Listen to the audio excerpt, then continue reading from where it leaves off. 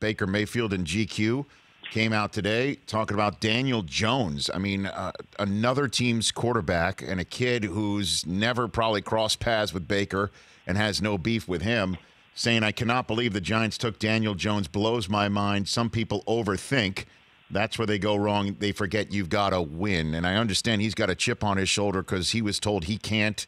And when he was number 1 overall, everyone thought the Browns were crazy because of his height. I wonder what you think about that statement from Baker, Chris Long.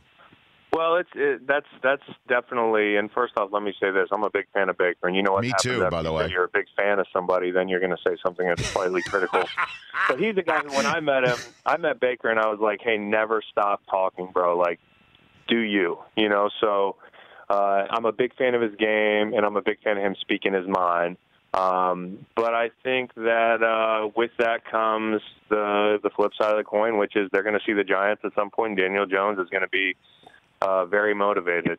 And I know some people have seen Daniel play this preseason, and he's actually looked kind of promising. I know the popular take was like they're the biggest boneheads in the history of the NFL. But we also don't know what people are going to be. Now, the only argument you can make against the Giants doing that is maybe he would have fallen to them.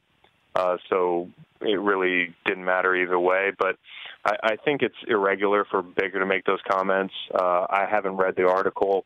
I certainly wouldn't make them, but Baker's got to do Baker, and Baker's also got to answer the bell. And he's put himself in a position. I don't know if he's the type of guy that, you know, he wants to talk a little trash. He wants to say brash things to elevate his own game and commitment because, you know, a lot of people will just talk. I used to talk trash in some of my biggest games to ensure that I went out there and I was my best because I had, you know, I didn't want to embarrass myself talk and then not back it up.